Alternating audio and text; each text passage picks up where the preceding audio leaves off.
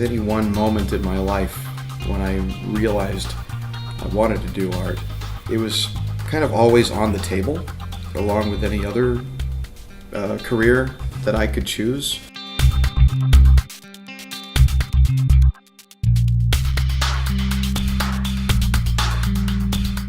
I had options, and I wanted to do art because I felt like that was actually the most challenging thing I could possibly do.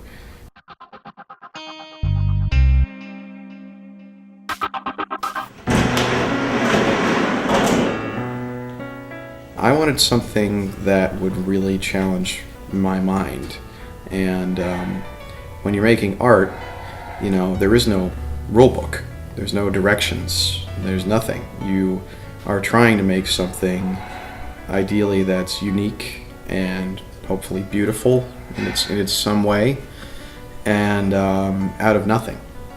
I wanted to create. I knew that's what I was good at, even in high school. I knew I wanted to make things all day long. Wasn't sure what. Went to school, and that formed me quite a bit. After college, I worked in the woodworking industry for a couple of years as an assistant at a mill, and then as a lead finisher at a cabinet shop. And that was good for refining my craft quite a bit, because when you're doing production work all day long for somebody else, you have to be perfect. And so I got very perfect very fast with woodworking, kind of refined my skills down to that sharp knife edge. And after I'd done that, it was 2008 when I was working in the cabinet shop, and I got laid off. So I had to make a decision. Was I going to get another awful job that I could be laid off from at any given moment, or do I want to try and do what I really want to do, which is to just work for myself and make things completely of my own design and craft work. And so I decided that if I couldn't succeed in the worst economy ever as an artist, then I'd never be able to succeed. So I bit the bullet.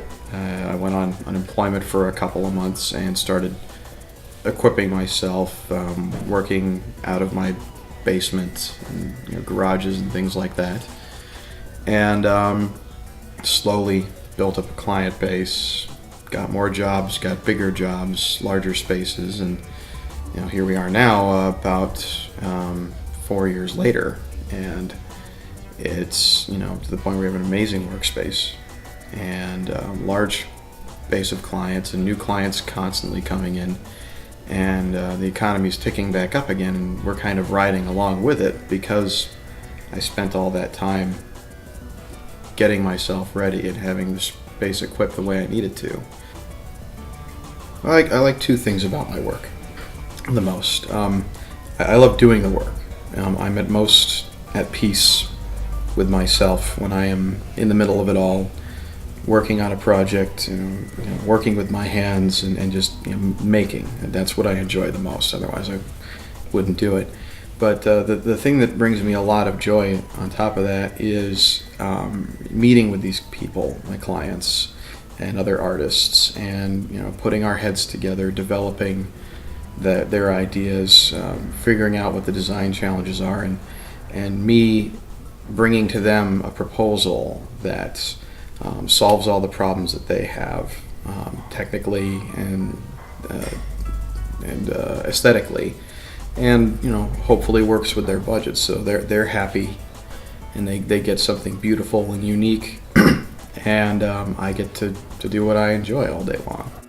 I feel like I should try my best to be in control of myself and to express how I want to approach the world through my work.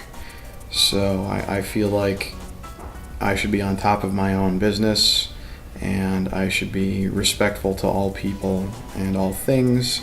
I should not take out more from the world than I'm putting back into it. And so with that,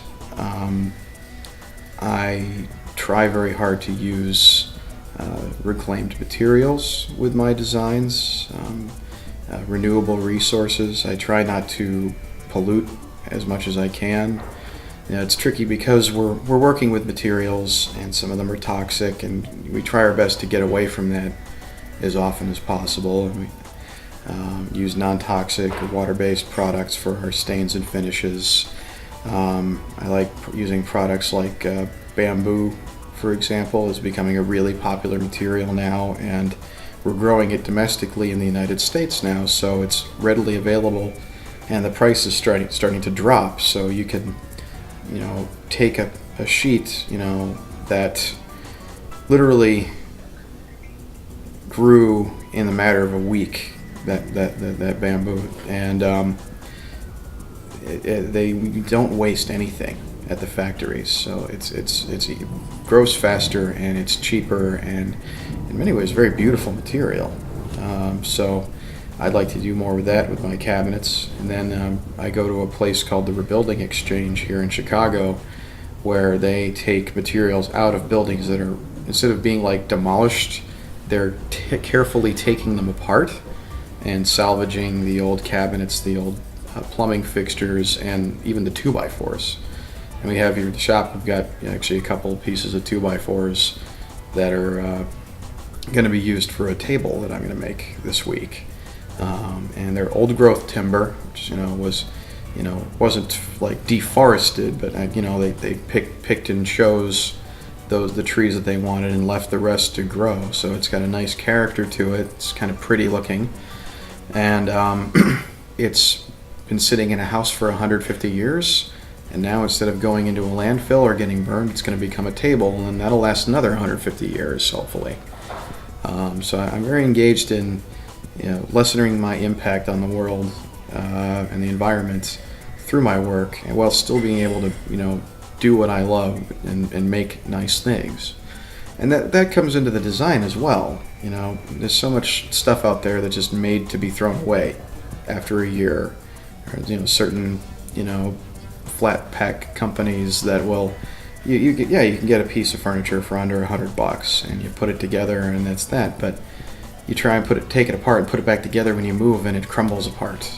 Or like you use it for a year and you put too heavy things on it and it falls apart. So yeah, it was cheap, but like, what did you get for your money? Something that falls apart on you.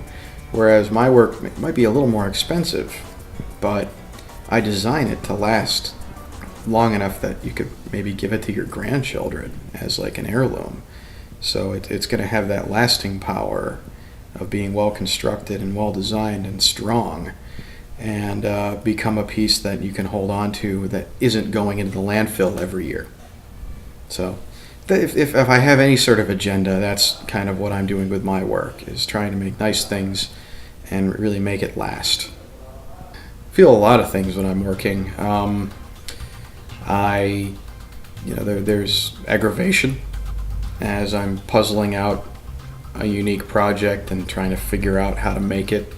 There's the feeling of working with my hands and getting sweaty and dusty and feeling like I'm accomplishing something of worth, because I feel like it's real work, and I feel like by the end of the day I've made something that never existed before. There's a great sense of accomplishment, and that's what I'm always reaching towards, is finishing pieces and feeling like I did that the best that I could and made it perfect for my client, and it's beautiful, and so that's a really great feeling. My name is Joseph Budka, and I am a professional artist and designer.